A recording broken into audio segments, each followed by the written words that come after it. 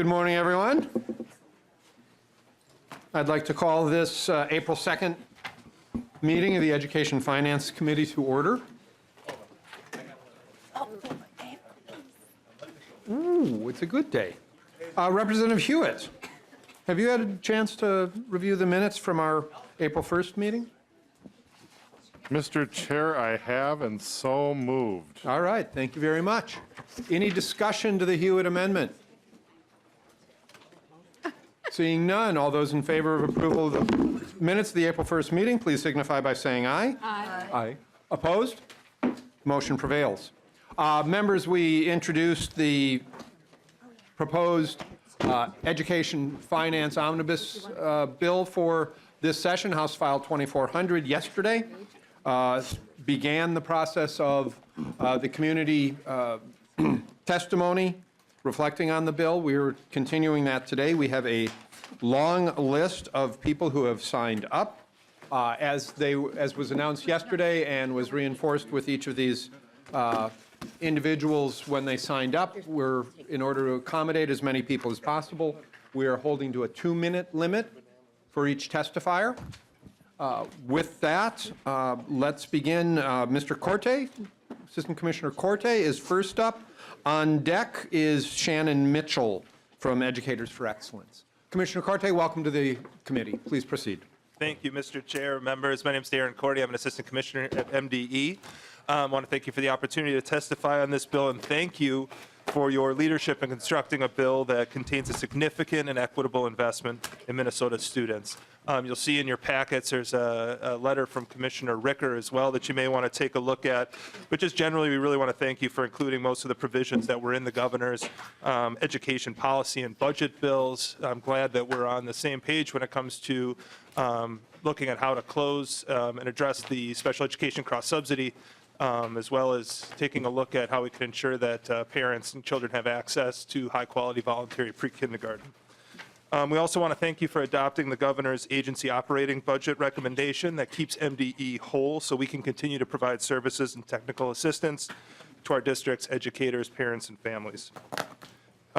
This is an impressive package of proposals, but we'd just like to point out 3 items that we hope we can continue to work with you on as the bills progress through the process. First, we really appreciate the intent behind creating the Pupil Transportation Working Group.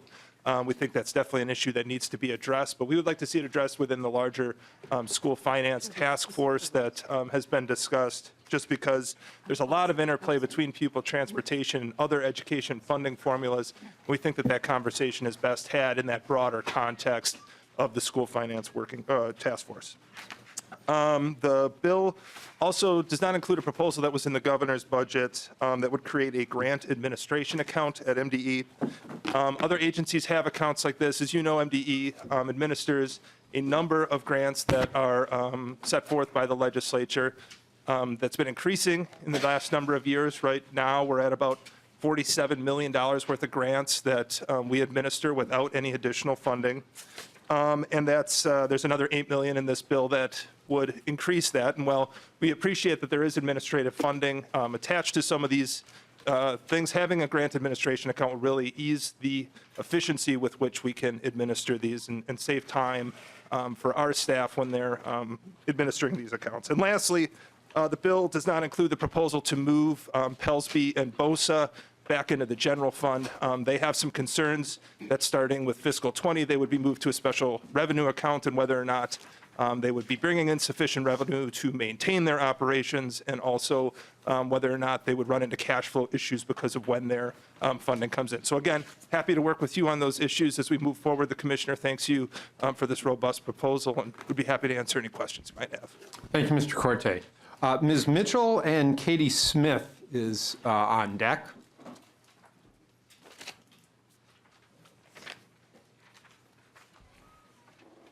I would ask if you know that you are on deck to please take a seat in the, what did we call that?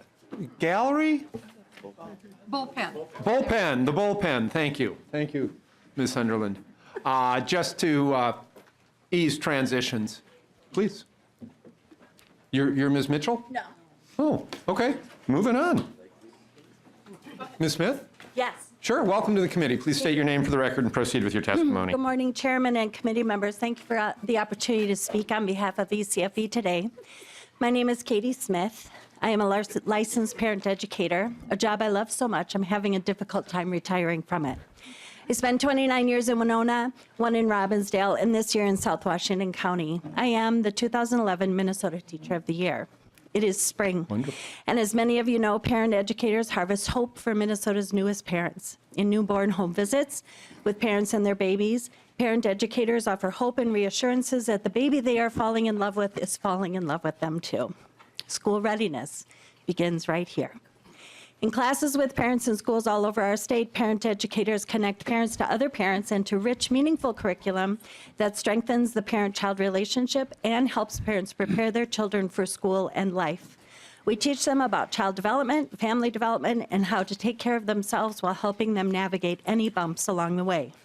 In-home visits, where trauma, addiction, depression, and hopelessness are often bigger than a parent's desire to connect to their own children, parent educators are often the one trusting relationship that helps parents get the desperate help they need to take care of themselves so that they can take care of their own children. Parent educators hold a hopeful vision for families until a parent is able to cultivate that hope on their own. When there is reason to, parent educators are uniquely qualified to connect families to early childhood special education services.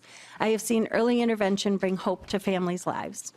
Parent educators strengthen the capacity of the network of professional support to provide a mixed delivery of multi-generational services for parents and children.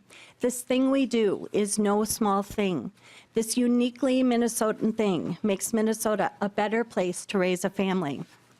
Everywhere I go across the state, parents and legislators tell me they do not know what they would have done without ECFE. I am one of those parents. Our work is complex, engaging, and hopeful. Our work is enhanced by your work this session, too. Support public pre-K and parent education programs to employ licensed teachers. It matters. We also support the provision to include our fully licensed ECFE and ABE teachers in the continuing contract schedule, no matter where you teach in our state. Support the proposals to provide adequate funding for public schools and students who have experienced trauma. Again, thank you so much for this opportunity to speak with you today and for your dedication to Minnesota Public Schools. I am hopeful. Thank you, Ms. Smith. Honored to have a Teacher of the Year before us. Thank you very much. Next up is Ms. Ford. Oh, and Dennis. Okay. And then Mary Hartnett. Thank you very much. Ms. Ford, welcome to the committee. Please state your name for the record and proceed. Mr. Chair, members, my name is Sara Ford. I'm an education issues specialist on policy specialist at Education Minnesota. I'm here to support the changes to the teacher licensure law and also the pre-K licensure requirement contained in this omnibus bill. I will focus on the research question of whether or not a teaching license leads to better outcomes for our students. That question, does a license help, made sense when having a license meant having pre-service training, and major peer-reviewed studies found over and over again that did. But over the past 20 years, many states, including our own, have so reduced requirements for licensure that they now license people without any content-specific or pedagogical training to teach. Having a teaching license in a particular field now means something entirely different from one state to another. So for researchers, using that as the benchmark for a control group in a study doesn't make any sense. More recent studies have therefore stopped asking the question based simply on licensure status and have instead focused on what types of teacher preparation lead to better outcomes for students. We've prepared a summary of some of the research connecting higher student outcomes to robust pre-service training in both content and pedagogy. That handout is in your packet. In short, content and content-specific pedagogy are interrelated and highly complex, and they are critical for effective teaching. Teachers must know both what it is they teach and how to appropriately teach that content to highly diverse groups of students. Scholars have documented the harm done to students of color when states rush to lower the bar for teacher licensure. Laura Goh, for example, of UC Berkeley, examined the distribution of teachers hired without teacher preparation in California and confirmed what others had already found. These teachers tend to be concentrated in schools with low standardized test scores, high percentages of students of color and English language learners, and high percentages of students with free or reduced price lunch. These students, who most need fully trained teachers, are the students who are least likely to get them. Because of this research, It is our belief both that pre-K teachers in Minnesota should be licensed and that obtaining a Minnesota teaching license should require pre-service training in content and pedagogy. Thank you. Thank you, Ms. Ford. Is it Drawn? Yes. Please introduce yourself for the tape and proceed. Good morning, Chair Davnie, members of the committee. My name is Dennis Cron, and I'm a social studies teacher at Apple Valley High School. I'm one of the many educators across the state who are concerned about the current teacher-tiered licensing system. People who aren't directly in the classroom fail to see the effect of educators of color that educators of color have on students who look like them. Anyone who knows me understands this topic is near to my heart. The population of racially diverse students is growing throughout the state, and we need more educators with formal training in culturally responsive teaching. Some say the current licensure law will attract much-needed teachers of color to the profession, but by not requiring them to go through teacher preparation training. But using that as an excuse to lower standards is unacceptable and insulting. We hold high expectations for students in the classroom, and we should also expect the same in terms of our practice. Lowering the license standards sends the message that teachers of color are not capable of meeting the standards to begin with, and that's just not true. By lowering the standards to increase the number of teachers of color, you're creating the conditions for teacher turnover to get even worse. And teachers of color leave at a rate of 24% higher than white teachers. Here's some truth, though. Educators don't get enough respect. We need to remove the financial barriers to getting a teaching degree, address the teacher pay gap, provide adequate school support staff, give educators a voice when important decisions are being made, provide mentors and on-the-job training, fund the initiatives outlined by the Coalition to Increase Teachers of Color and American Indian Teachers in Minnesota. The provisions in this bill do not dismantle the current law, nor do they prohibit any teacher of color from teaching next year. However, the bill does increase transparency by asking administrators to publicly report the number of teachers in each tier in their building. Minnesota is running an experiment on its students to see how little teacher training the state can require before it affects educational outcomes. This is happening right now. If this experiment doesn't work, or I should say when this experiment doesn't work, many students will miss out on a year of learning they won't get back. Why would you wait to gather data about how it's going, or to provide some guardrails for parents who don't know that all teachers are no longer trained equally? This bill is the responsible thing to do today. Thank you. Thank you, Mr. Drawn. Ms. Hartnett, after that, Mr. Sellers. Ms. Hartnett, welcome to the committee. Please introduce yourself and proceed.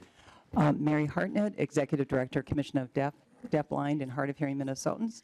Mr. Chair, members of the committee, I want to thank you for all of the provisions that provide supports for children who are deaf, blind, and hard of hearing. The increase in the special ed subsidy is very welcome, particularly for our deaf-blind students and hard of hearing students. We really appreciate that.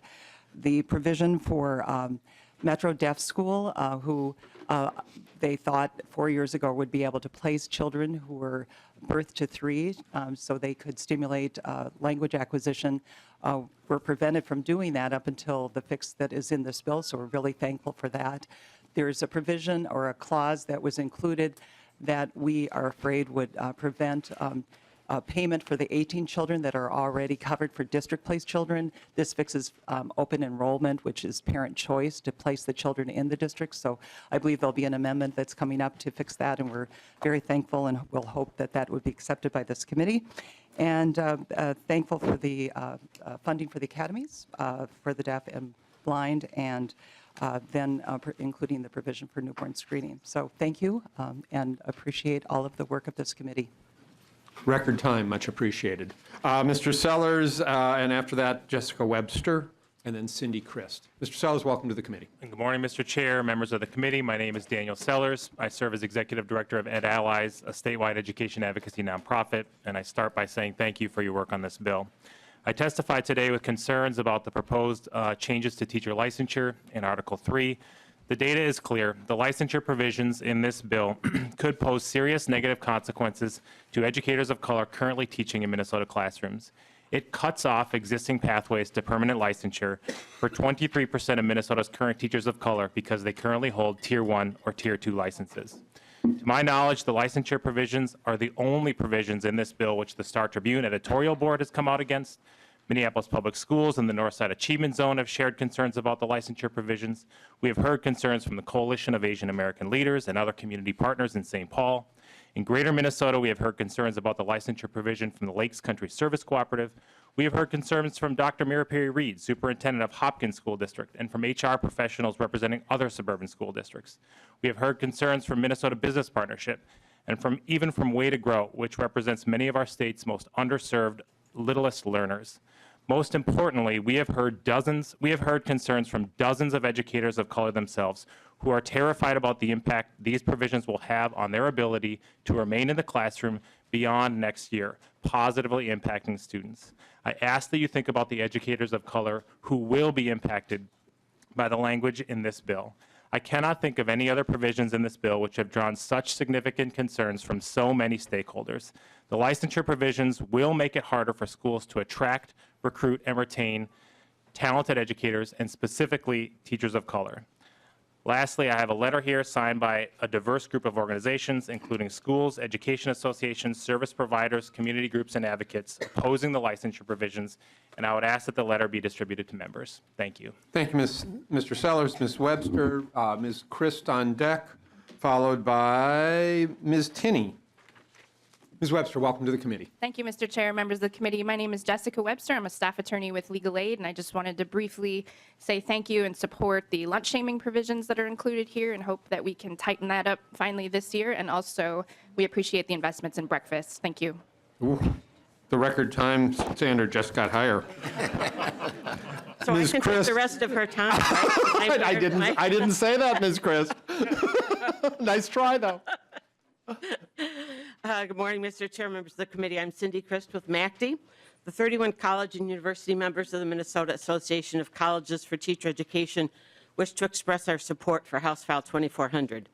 First, we support provisions designed to address the problems facing districts as they seek qualified teachers to their classrooms. We know from data on the number of individuals holding valid licenses compared to the number of teaching positions that the problem is less one of getting enough individuals licensed than it is of keeping them in the classroom. We need to make teaching a more desirable profession in which individuals are mentored in their early years, adequately compensated, provided a supportive work environment, and given the respect they deserve for the critical work they do. However, there are not enough teachers of color to reflect the diversity of students in our classrooms. We all know that. We support the provisions in this bill that address recruitment, preparation, and retention of a more diverse teaching force, although we would urge you to consider adding funding to help student teachers complete that essential step in their preparation. It doesn't do a lot of good to recruit them into our programs if we can't help them stay there through licensure. Regarding licensure, we respectfully disagree with those who have suggested that we should allow more time for the current tiered licensure structure to work. There is a large body of research, Ms. Ford alluded to it, demonstrating the positive impact on student learning of being taught by fully prepared, high-quality teachers. We believe that 8 years of teaching under Tier 1 and 2 licenses should be sufficient for any individual to complete a preparation program from the growing array of approved providers. And this is no less true for teachers of color than any of their colleagues. Finally, we strongly support the removal of lines 110.15 to 110.18, ensuring that a Tier 3 license reflects successful completion of all of the requirements and standards laid out in statute and rule, and the option offered on lines 111.23 to 111.25 for a teacher to attain a Tier 4 license when a district verifies a candidate's skills in reading, writing, and mathematics. If we can trust districts' judgment in the issuance of Tier 1 and 2 licenses, surely we can trust them to determine adequate basic skills for more experienced Tier 3 teachers. Thank you. Thank you, Ms. Crest. Ms. Tinney, followed by Ms. Tardy, and then Ms. Minow, if I have that right. Ms. Tinney, welcome. Good morning, Mr. Chair and members. My name is Beverly Chinni. I am a special education paraeducator in the Mounds View School District and a member of SEIU Local 284. We know that school districts struggle to keep up with mandated costs of educating students with special needs. We also know that appropriately supporting students with special needs is critical for their development and future success. When Minnesota and the federal government don't pay their fair share of the cost of special education, local school districts have to step up and make up the difference. Everyone is asked to do more with less, and that's just not sustainable. I would like to thank the chair for including a significant increase in the special education funding in this bill. I would also like to thank the chair for a para-training provision. Too often in schools across Minnesota, para-educators are asked to learn on the job how to support our most vulnerable students. This bill would allow paras to meet with IEP teams to learn about our students' unique and individual needs before the beginning of the school year. IEPs are most effective when paras working with a student know the goals, the plan's goals, and objectives. This small change would make a big difference in both our students' lives and in our lives. To best serve our students as we work to meet a wider range of student needs, we need the opportunities for training which this bill would provide. We need training in de-escalation strategies. I work with students who sometimes hit, kick, bite, spit, and throw things. We need training on a host of other issues also, such as trauma and multicultural issues. We love our job, we love our students, and we want to do the best for them. And thank you for your time. Thank you. Ms. Tardy, followed by Ms. Minow. She's not here yet, okay. Ms. Minow? And then followed by Mr. Behringer. Ms. Minow, welcome to the committee. Thank you. My name is Rebecca Minow, and I work on children's programs and policy at Second Harvest Heartland. Mr. Chair and committee members, I want to first thank you for your support and including breakfast after the bell bill in your omnibus bill. 1 in 8 Minnesota kids is at risk of hunger and the harmful mental and physical stress that it causes. It impairs learning and can have lifelong consequences. School breakfast is an important tool to help ensure students have access to the healthy food they need to succeed in school. Research shows that eating school breakfast improves test scores, grades, and attendance. However, we know that students hesitate to eat school breakfast, even if they're hungry, because there's a perception that only the low-income kids eat breakfast at school. Even kids that do want to eat breakfast at school often can't, because breakfast is usually served before the start of the school day, and they can't get to school early enough to eat it. The result is eligible kids missing out on an important support for their developing brains and bodies. Breakfast after the bell would remove this stigma, increase access, and ensure all students are fed. This legislation would help Minnesota catch up with the rest of the country by supporting schools to build breakfast programs that use innovative and tested ways of serving breakfast after the bell to reach more students in schools that already have many kids who qualify for free and reduced lunch. I have seen firsthand working in schools the positive impacts that breakfast after the bell can have on students and school communities. This approach is a long-term investment in reducing healthcare costs and growing a long-term healthy workforce and vibrant economy. Thank you again for your support and the opportunity to join you today on a common sense proposal that ensure our kids have the food they need to develop healthy brains and bodies. Thank you, Ms. Minow. Mr. Behringer, followed by Ms. DennisonKaneen, and then Mr. Walseth. Mr. Behringer, welcome to the committee. Please proceed. Thank you very much. Chair Davnie and members of the committee, I am Ken Behringer. I'm Executive Director of the Metropolitan Library Service Agency. I am here on behalf of my member counties, the Minnesota Library Association, Council of Regional Library System Administrators.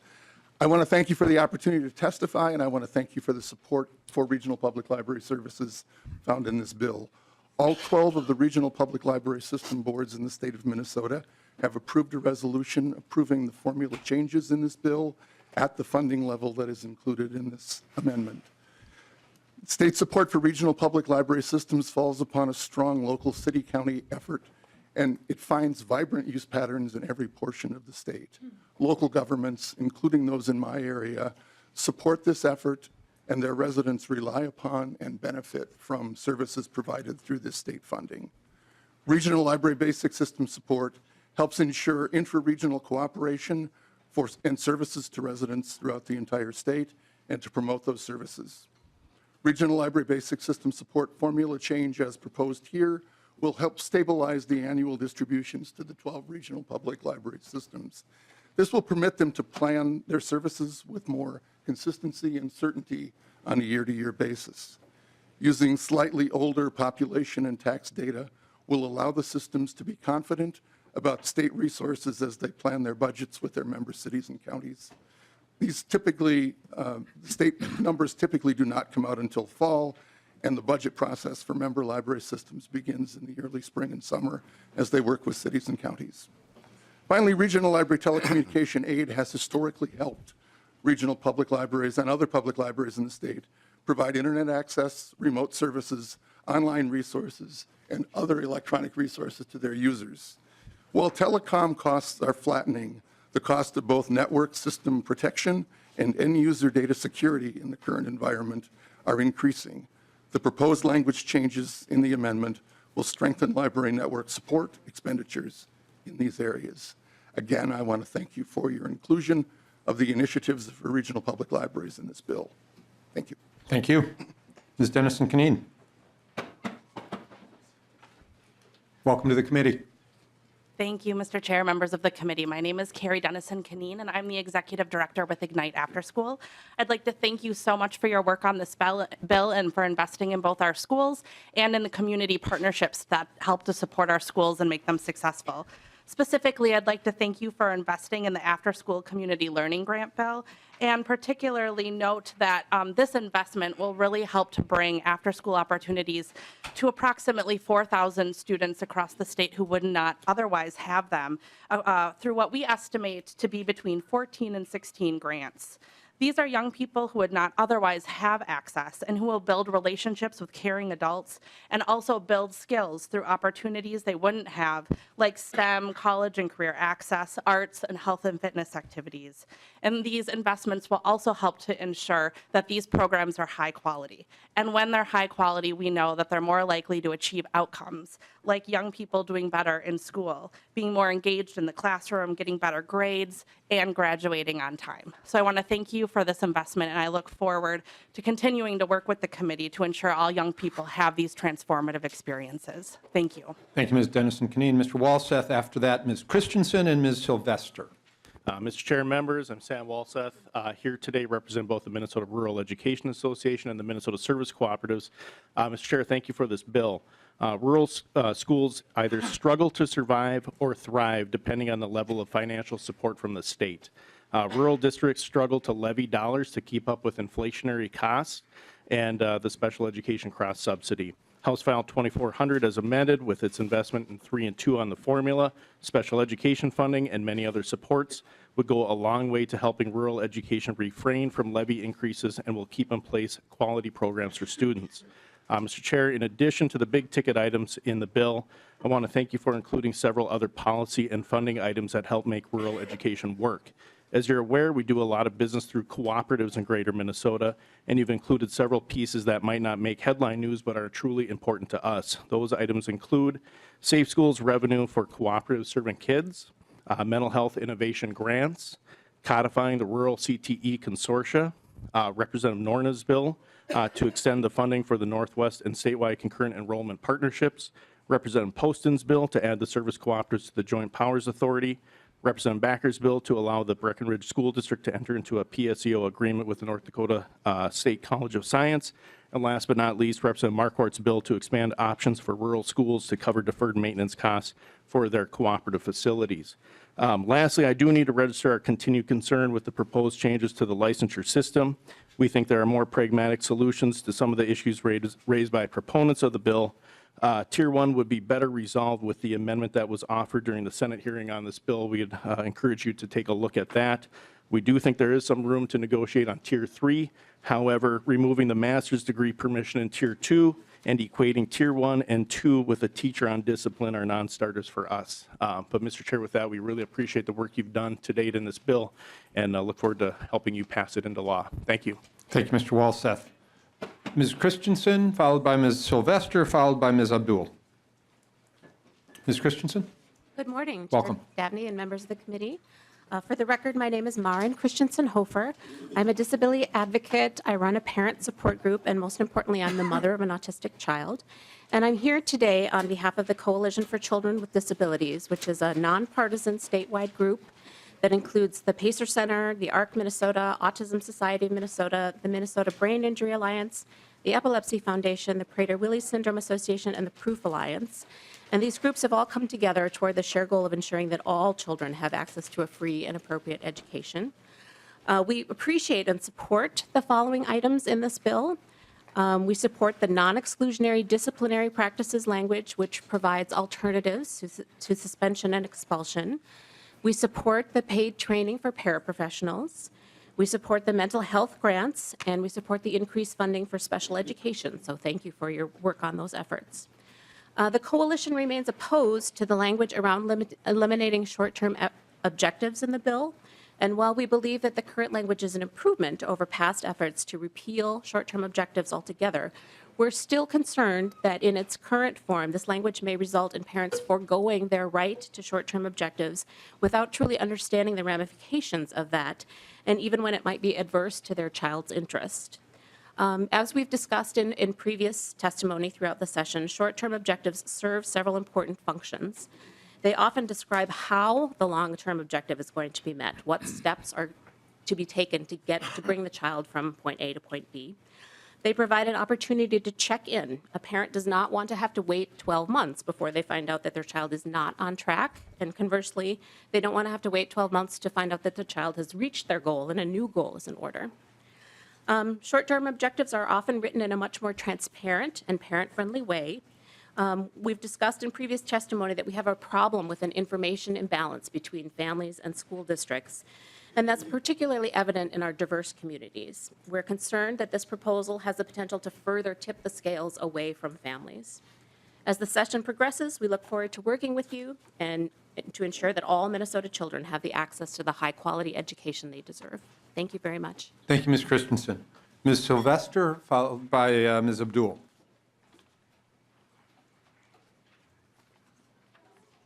Good morning. Welcome to the committee. Please introduce yourself for the record and proceed.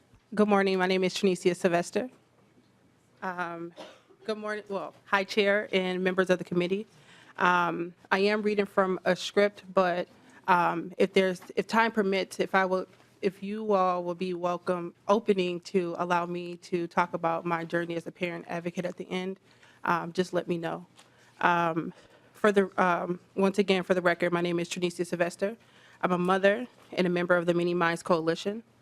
The Many Minds Coalition is a broad coalition of over 100 statewide organizations, including foundations, nonprofits, advocacy groups, all united in prioritizing Minnesota's youngest children as the most important investment for a stronger Minnesota.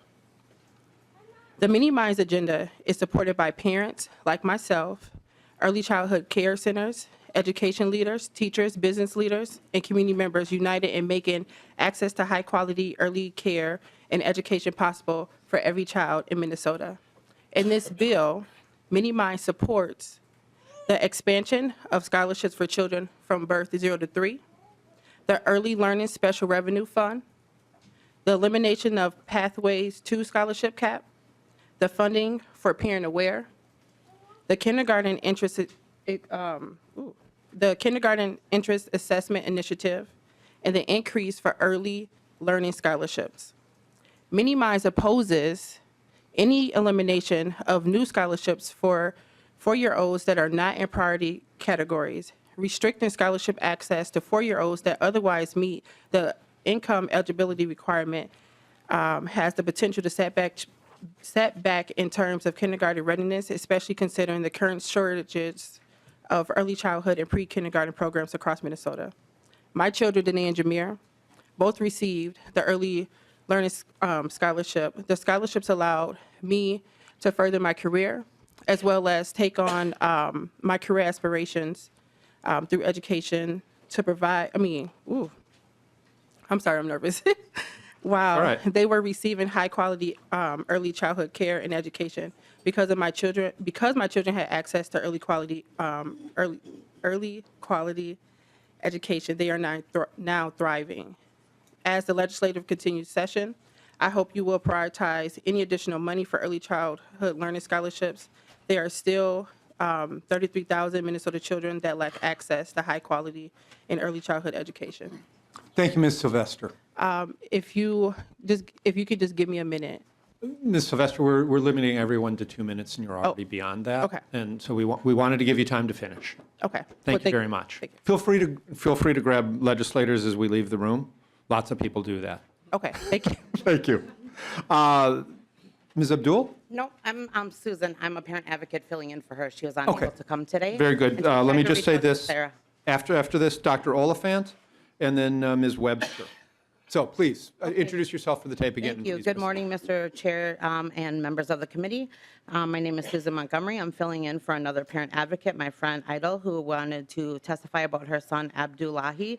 We have a lot in common. I've actually testified a lot recently, reached out to many House and Senate members, past and present, attempted to communicate with folks on related ed policies, concerns about amendments for bills regarding education funding, procedures, school safety, licensing, unfair discipline, school push-out, summative ratings, special education funding, disparities, and bias in our school systems. My son Tay has been in 17 schools or related programs, which equates to 5 districts in the state, and he is only in 8th grade.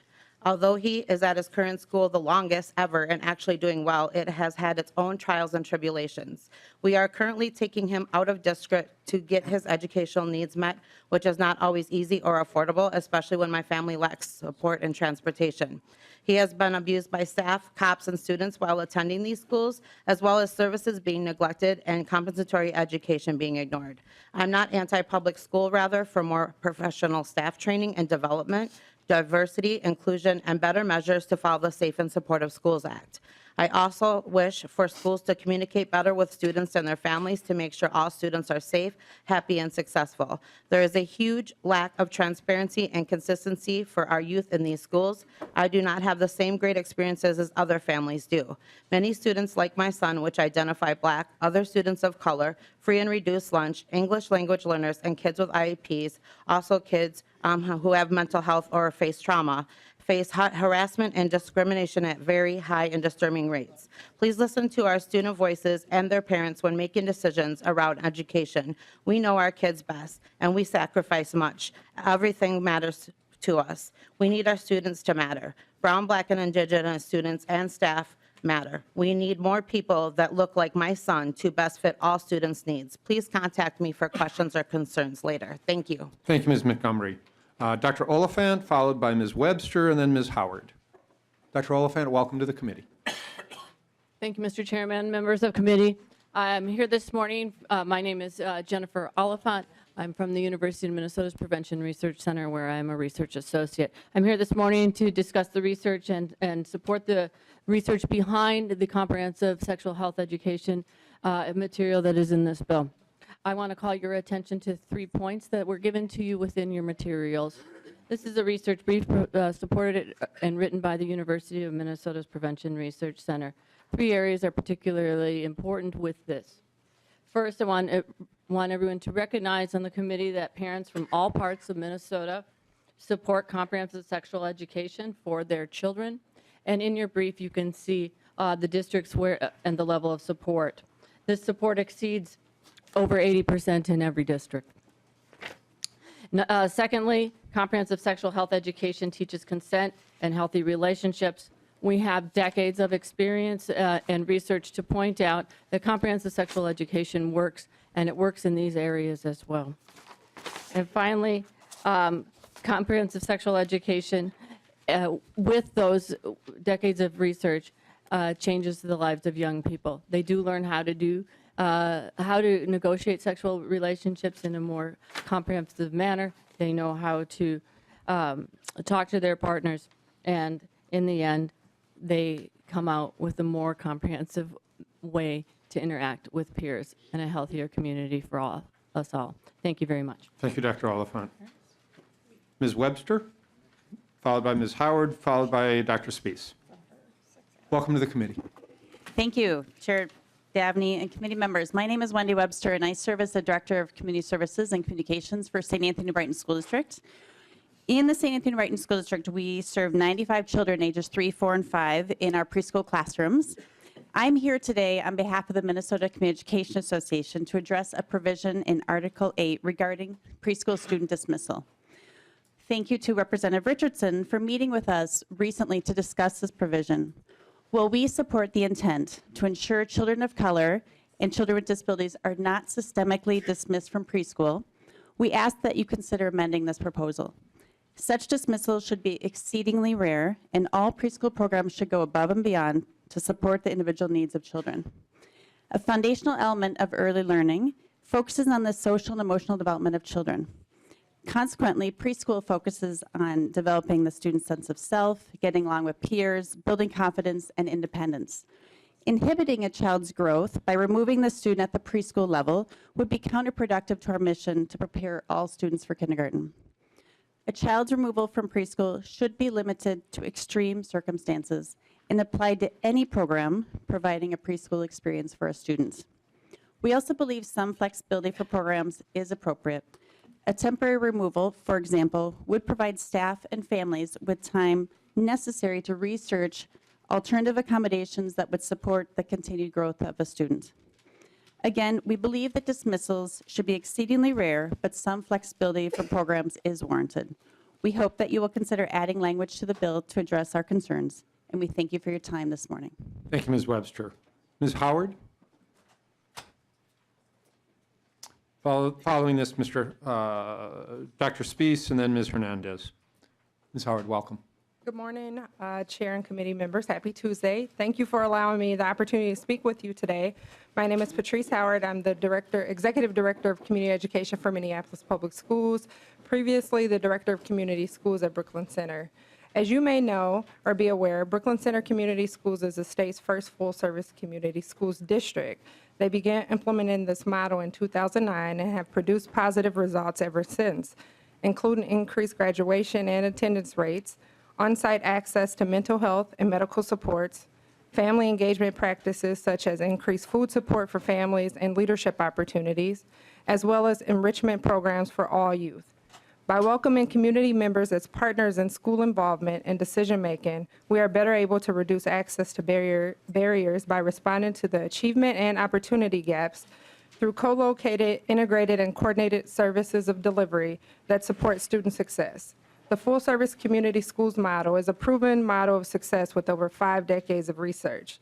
Now that I'm in Minneapolis Public Schools, I am very much looking forward to supporting the district in the work of full-service community schools, which is why myself, colleagues, and supporters would like to thank you for considering increased funding for full-service community schools, a model that supports schools, community, and most importantly, youth and families.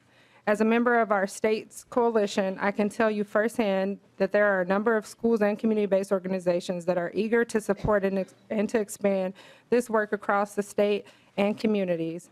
I encourage you to visit Minneapolis Public Schools or one of our partners that are delivering this work. Thank you once again. Thank you, Ms. Howard. Dr. Spees, followed by Ms. Hernandez, and then Mr. DeGree. Dr. Spees, welcome to the committee.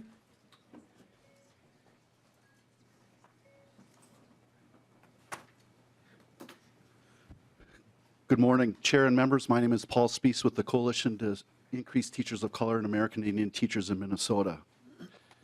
Is this bottle half full or half empty? Both are true and need to be acknowledged. This bill will do much to address systemic factors that are barriers to more people of color and American Indians pursuing teaching as a career and remaining in the profession. It is historic legislation that will strengthen programs and increase accountability, building upon work of previous sessions under the leadership of both parties.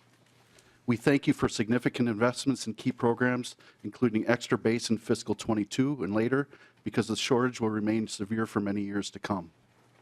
The support and leadership this session of Policy Chair Joachim and Finance Chair Davnie is especially appreciated, along with HF 824, Increased Teachers of Color Act lead author Representative Kunish-Bodine, and the dozens of co-authors from both parties. We thank the many organizations, especially the state ethnic councils led by MCLA, that helped vet draft language starting this past summer, and nearly 50 organizations that have endorsed the act.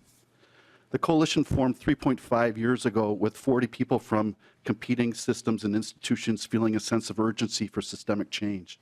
Our naive goal in 2016 was to double the teachers in color from 4 to 8% by 2020. Now the coalition, which is led by a majority of people of color, is nearly 1,300 people strong, and we've had to adjust our near-term goal. We proposed comprehensive legislation to move the needle just 4 to 5% teachers of color in the biennium. Unfortunately, this bill won't do that in the near term. So the key question we want asked for any decision about this issue with tough choices remaining this session is, what has the most direct positive impact that will get us closer to moving the needle? We asked to be consulted to help answer this question during the difficult negotiations that lie ahead. Thank you for your leadership. Please stay strong on this crucial issue for narrowing opportunity and achievement gaps during conference committee. Thank you, Dr. Spees. Ms. Hernandez? And then we have someone after Ms. Hernandez, someone from MnCASA, and then Ms. Keller from Think Small. Ms. Hernandez, welcome to the committee. Please state your name for the record and proceed. Thank you, Mr. Chair, members.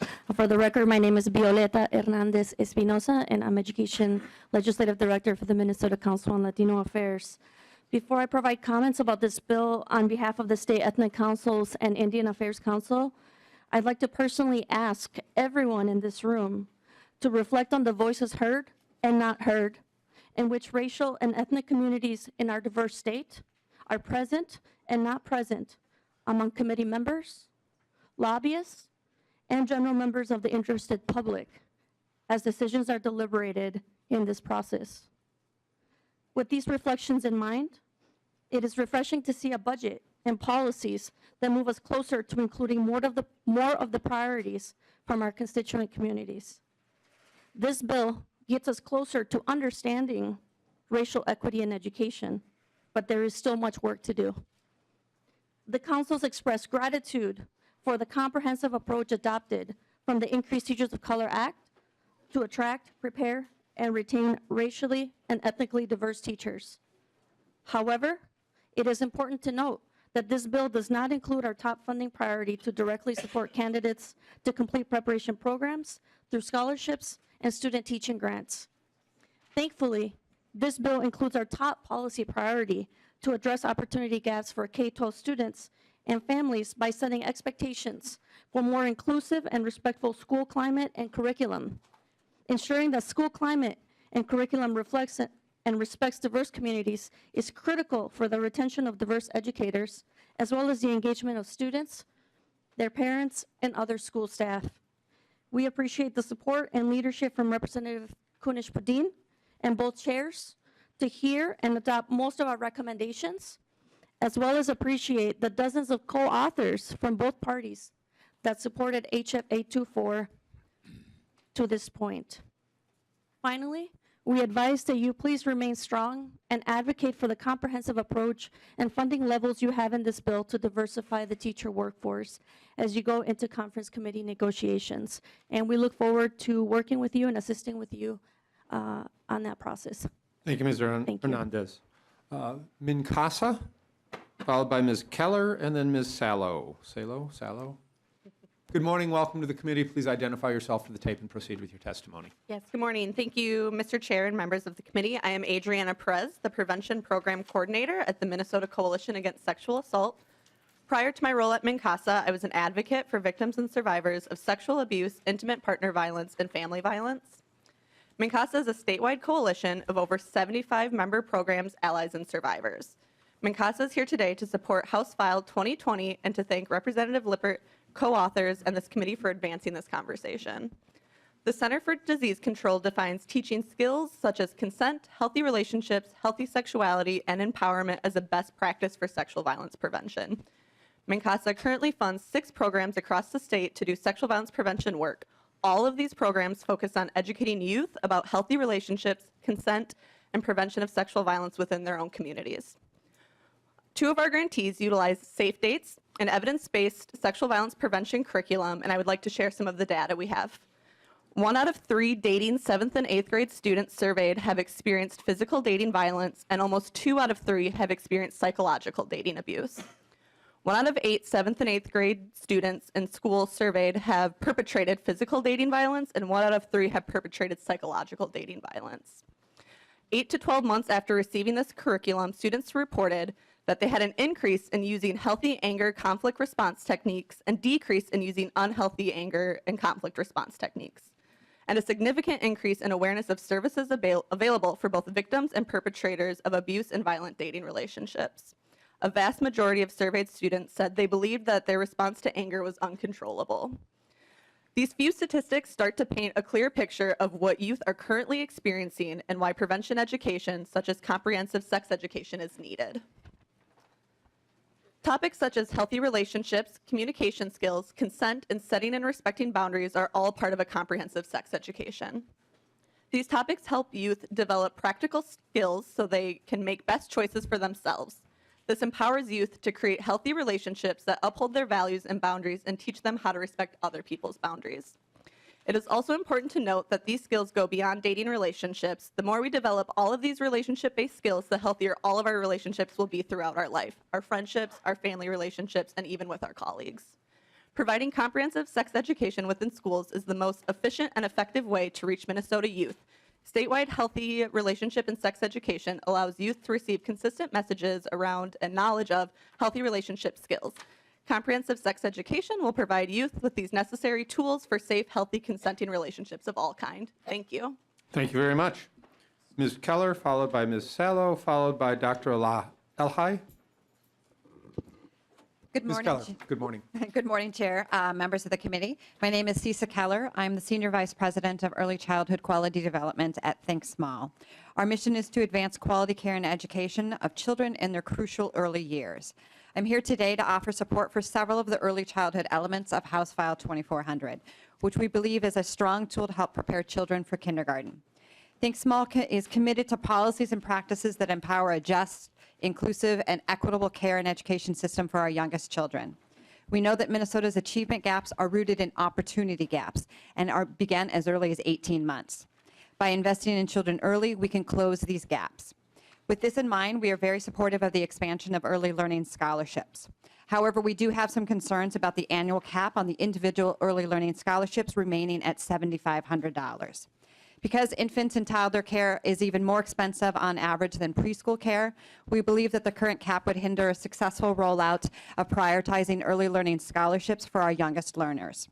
Our experience as an early learning scholarship administrator tells us that families who are most in need and with younger children are put in a position of having to pull out of care during the middle of the school year because their scholarship has run out. This is not helping prepare them for kindergarten, and the disruption is not good for kids or for families. Please consider making sure that this cap is addressed. Finally, we support the proposed effort to better coordinate early learning scholarships and child care assistance program to better serve eligible families. Thank you very much for your time, for your efforts, and supporting the youngest learners, and we look forward to continuing to work with you. Thank you, Ms. Keller. Ms. Salo, followed by Dr. Elhai, followed by Branjord? Sorry. Welcome to the committee. Please state your name for the record and proceed. Thank you, Chair Davnie and members of the committee. Thank you for the opportunity to testify today on behalf of the Minnesota School Counselors Association in support of House File 2400. My name is Jill Salo. I'm a licensed professional school counselor at St. Francis High School. I've been employed at this school since 2002. 2 weeks ago, we mourned the loss of a beautiful life who died by suicide. We had hundreds of grieving students and staff members emotionally distraught, and in need of immediate support. I'll never forget the sound of an estimated 200 students upset. 4 days later, we lost a former student who had just graduated. Because of the cuts we sustained, the school counseling department, it's been more difficult to meet the needs of our student body during crisis. We are normally very busy without a crisis. This year we are less, one full-time school counselor and one dual licensed mental and chemical health counselor that we had last year. The results of this loss includes it takes longer for students to be seen. Proactive programming is being dropped. Communication with families is more delayed due to the high volume of need occurring with mental health. Crisis management is at a high, with reactive work becoming the primary focus because it has to be. And then mental health needs are rising. I'm personally responsible for the academic, career, and personal short-term counseling needs for over 450 students and their parents. At our middle school, the typical caseload is approximately 630 students and their parents for every school counselor. I can't empathize how important it is that our schools are fully staffed with student support services that provide whole student support by working with school counselors, school nurses, social workers, psychologists, and chemical dependency counselors. We would like to thank Chair Davnie and Representative Hewitt and members of this committee for investing the $10 million in the upcoming biennium for Support Our Students grants to allow school districts to hire additional support staff. Thank you. Thank you, Ms. Salo. Doctor, welcome. Thank you, Chair Davnie and committee members. My name is Dr. Karen Elhai. I'm a pediatrician with Health Partners and chair of the board of directors of Reach Out and Read Minnesota. I'm here to thank you for inclusion in funding consideration, with special thanks to some of the authors that serve on this committee, Representatives Joachim, Erickson, Kotiza-Wattoon, and Murphy. Reach Out and Read is an evidence-based national program that utilizes the trusted relationship between a primary care provider and parents to educate them on the importance of reading to their child and sharing books beginning in infancy. I have been using Reach Out and Read in my practice for over 22 years and believe it to be as vital a component of child health as growth curves and immunizations. We currently reach over 1 in 3 children in Minnesota through 260 participating clinics in over half of Minnesota counties. We work directly with clinics to train providers, help establish literacy-rich clinic environments, assist in book selection and procurement, and ensure the quality of the program through regular site visits and metrics. Recently, Minneapolis achieved bookend city status following Fairmont and Northfield, where 100% of clinics participate, making it the largest city in the nation to earn this distinction. We also are one of only 5 states selected for an early math pilot, training providers at 3 Twin Cities area locations in using the model to teach foundational math skills through families reading together. Over 90% of children will see a medical provider at least once in their first year. So this simple intervention has the ability to reach children in what we know to be the critical first 3 years of brain development. We have succeeded thus far through some wonderful community partnerships. However, we have reached the point that further expansion would risk compromising quality unless we have further organizational growth. Funding from the state will certainly give us necessary resources to sustain and expand clinic participation, but also signal to other organizations that Reach Out and Read Minnesota is a worthy investment and ready for the next level of presence throughout the state. Thank you again for your support of Reach Out and Read in the effort to address health and education gaps in Minnesota. Thank you, Dr. Elhai. Last 3, Chris Branjard, Mikasha Nelson, and then Ms. Abderholden. Oh, yes. And then we'll have some cleanup to do. Welcome to the committee. Thank you, Mr. Chair and members. My name is Chris Branjard. I am a special education para-educator in the Monticello School District and a union steward for Local 284. I grew up on a dairy farm in central Minnesota, and when I was 13, my parents had my brother who has Down syndrome. I learned a lot from him. I learned every kid is important, and even kids that have lots of challenges can do and overcome those challenges every day. So when my own kids were old enough to be busy with their school activities, friends suggested I work at the school as a paraeducator. And that journey started 13 years ago, and here I am today. At Monticello, we say every kid, every day. This is our mission statement. It means working hard all the time to provide an excellent education for each one of our students. That mission was made harder when the special education formula was changed, resulting in significantly less funding for Monticello schools in 2017. We have fewer supplies, fewer people, and less time to spend with each student. When you don't have the tools you need, it creates an unsafe situation for students and staff. Paraeducators don't do this work to get rich, but we do rely on our jobs for health care, to take care of our own kids and provide for their needs. The change in this bill will help Monticello kids and all the adults who care for them each and every day. Thank you for the special education funding changes that increase our base funding and provide an ongoing grant for Monticello schools. Again, thank you for giving me the time to speak today. Thank you. Ms. Nation, followed by Ms. Abderholden, and then we will hear from Ms. Mitchell. Ms. Nation, welcome. Welcome. Good morning, Chair Davnie, members and guests. Thank you for the opportunity to testify regarding House File 2400. My name is Makisha Nation, and I'm the Executive Director for Teach for America Twin Cities. Thank you, Chair Davnie, and members of the Education Policy and the Education Finance Division for your tremendous work in creating this omnibus bill. It is an incredible investment ensuring that all Minnesota students have access to equitable and excellent education. Teach for America was founded in 1990 with the mission to recruit and develop diverse teachers from outstanding college graduates and professionals to make an initial 2-year commitment to education and to become lifelong leaders and advocates for children in an effort to end education inequity. Teach for America is often one of the most studied teacher preparation and leadership development programs in the country, and as I referenced in my full testimony, there are a number of commission studies to this regard that have often found Teach for America teachers excelling in the classroom and making sure that their students are growing at levels ahead of what teachers that were prepared in other programs. There's also been independent studies of principals and principal ratings that show that 95% of principals show that their teachers are making a positive impact on their schools.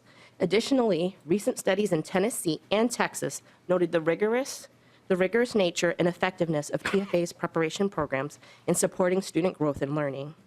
Teach for America has been operating in Minnesota since 2009 as a nonprofit and a proud member of the AmeriCorps Service Network. In Minnesota, 35% of our 32 first and second year teachers are teachers of color, compared to only 4% in Minnesota. Additionally, close to half of our teachers come from low-income backgrounds. Our core members are teaching in K-12 environments, with 38% of our teachers teaching in high-need STEM subject areas. We are working closely with 14 partner schools across the Twin Cities, and our core members are impacting 2,300 students annually. There are over 750 Teach for America alumni in the Twin Cities. 86% of our alumni are currently working in fields that impact low-income communities, with over 475 working in education, including 17 principals. We believe that supporting many different rigorous pathways to the classroom is really important, and our current licensure system allows for multiple access points to the classroom for diverse and talented teachers, including Teach for America's new and experienced teachers. We have several concerns with the new teacher licensure system changes in the Omnibus bill. We believe it will revert Minnesota back to an old licensure system, and that has been described by the auditor as unclear, undefined, and broken in his extensive 2016 report. First, the restrictions placed on Tier 2 teachers will significantly limit our out-of-state candidates from obtaining a Minnesota license who can demonstrate pedagogy and knowledge and qualifications listed in the current statute. Many of these experienced educators are recruited to the state each year, and this pathway is really important for them as they work to complete the requirements for Tier 3 and Tier 4 license. Ms. Nation, if you could wrap up, please. Sure. Secondly, we believe that our schools and districts would be placed in unfair, limiting environment by trying to focus on Tier 1 and Tier 2 limits. Our programmatic data shows that new teachers that qualify for Tier 2 licensure are effective, and to unfairly limit the school's decision-making power and how they staff their classroom is of great concern to us. We also believe that the diversity of teachers is important, and in Tier 1 and Tier 2 licensures, teachers of color represent a significant amount of Tier 1 and Tier 2 licensures compared to Tier 3 and Tier 4. We want to make sure that this does not impact the ability of our teachers to be in front of diverse students. Finally, schools and districts we partner with closely serve Minnesota's most marginalized students, and they continue to experience extreme shortages in high-need subject areas. We believe the current licensure system gives them the scope and the decision-making on how to staff their classrooms the way they know best. We believe these new provisions would significantly harm their ability to recruit and retain high-quality educators.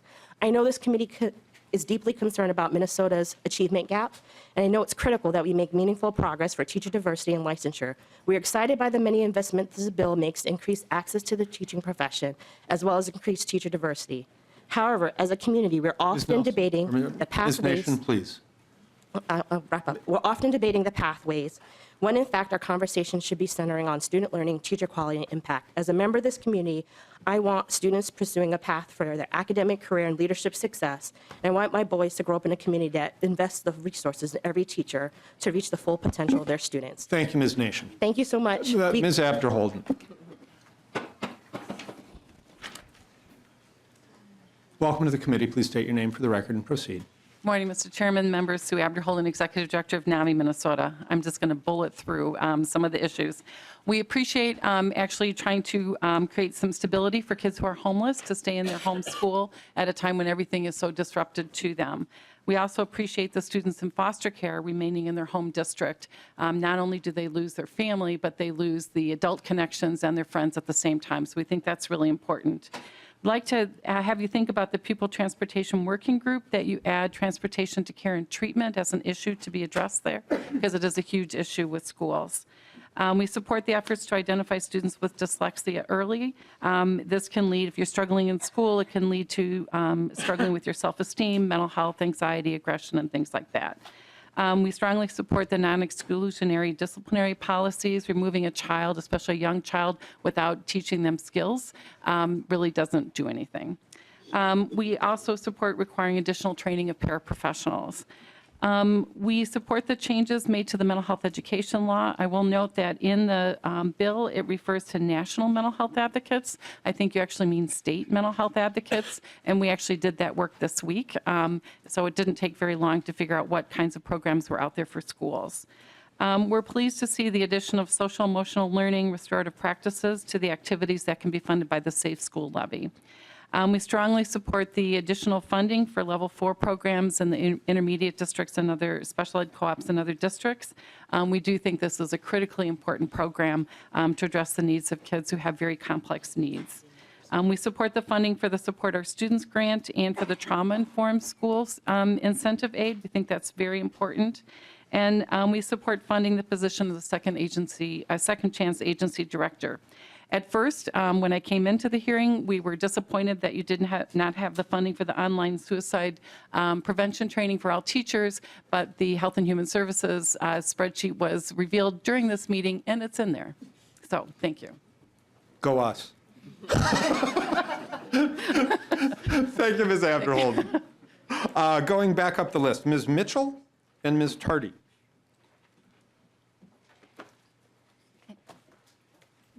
Are you Ms. Mitchell or Ms. Tardy? I am. Right here. Thank you.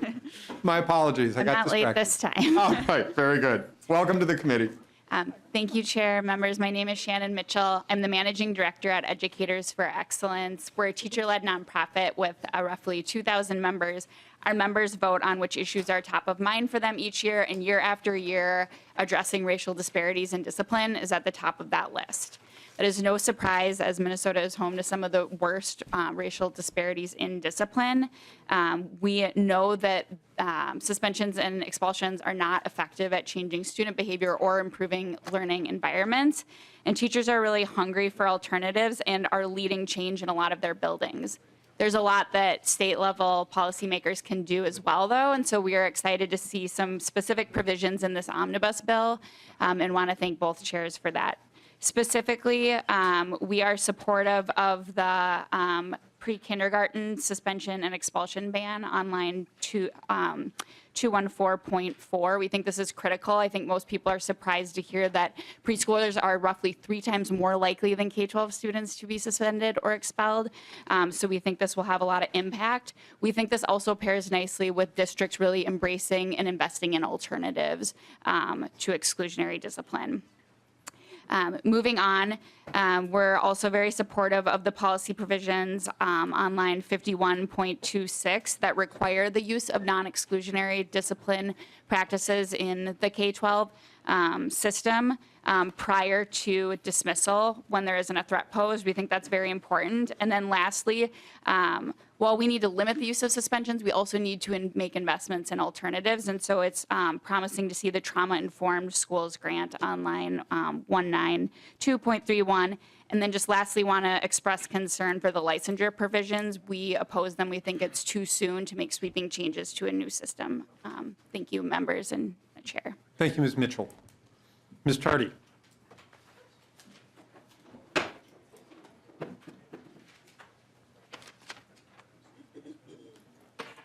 Does your daughter want to come up and sit at the table as well?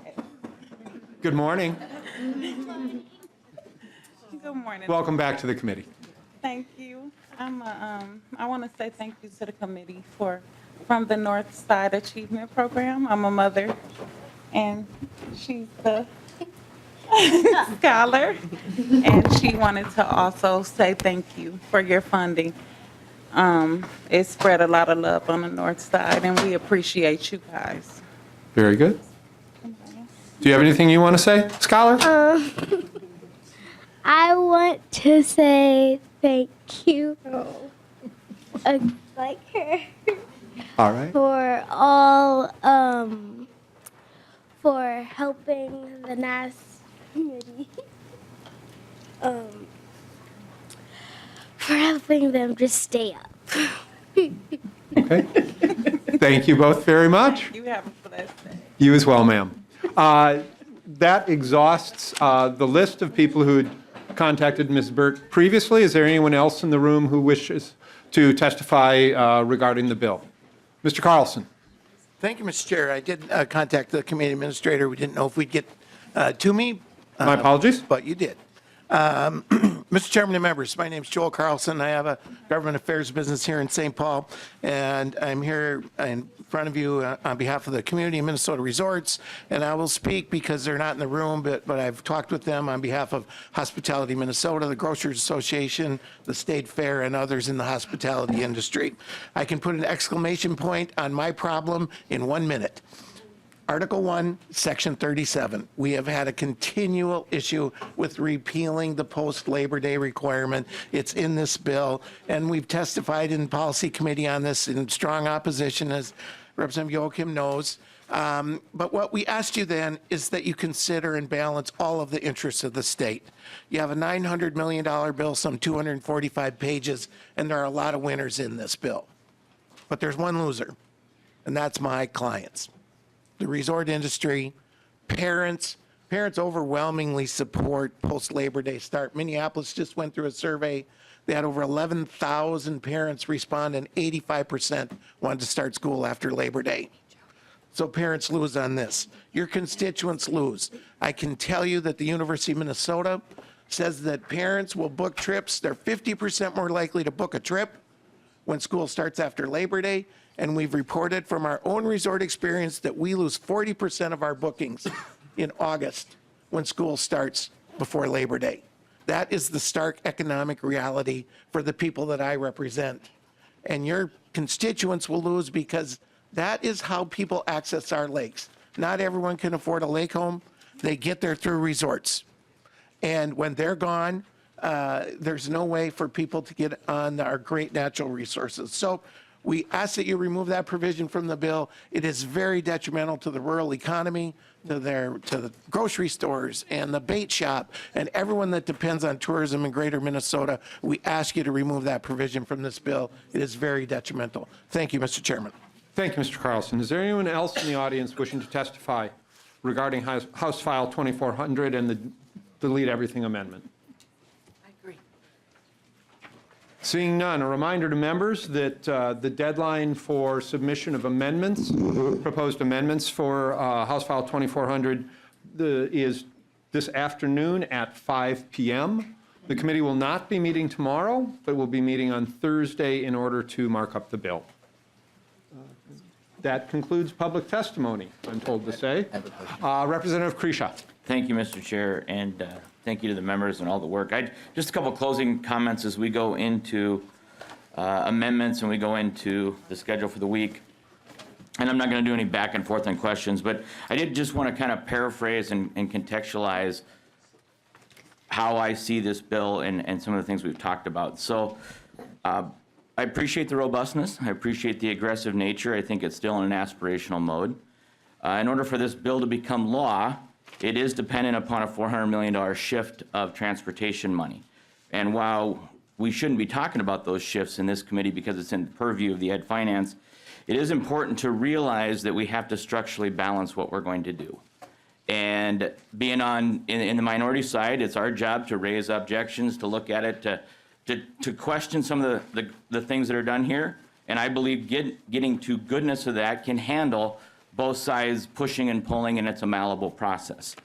However, the laws of financial physics for the Capitol suggest that this cannot become a budget reality. I hope it does, and I hope that you can get to those targets. However, to my colleagues on the other side of the aisle, I think the most difficult task you will have now is to temper the optimism and expectations that have been created. And I hope that the folks that fall on the cutting room floor are as understanding and optimistic as we heard today when they have to be let down gently. I still think we can get to a good number, and I think, Mr. Chair, you've had some great testimony and some great work, and I think we are going to have a solid education budget. I'm a little concerned that we've set these aspirational modes so high and said yes to so many people that when they come into the summer, they have to look at disappointment. So I realize that's the way this place works. I think we're setting the aspirational mode too high and not gauging the reality, but I hope we get there, and I look forward to working through the process.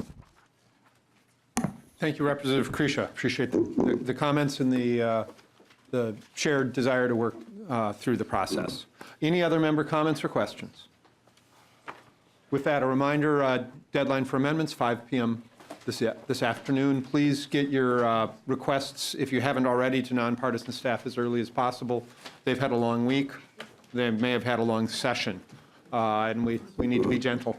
So, Representative. Thank you. And just one question. So I just want to make sure on the amendments, and you've been very good with the amendments, but we have a deadline. One thing I would ask is, we know we always have changing things. If something does come up, just let us know so we can work with something. Mm-hmm. I know the nature of the place. You mentioned staff. They work very hard, and things come up, and we're willing to work with you on that. Thank you very much, Representative Krisha. And again, to clarify, amendments to Ms. Burt by 5 p.m. With that, we are adjourned. Thank you all very much.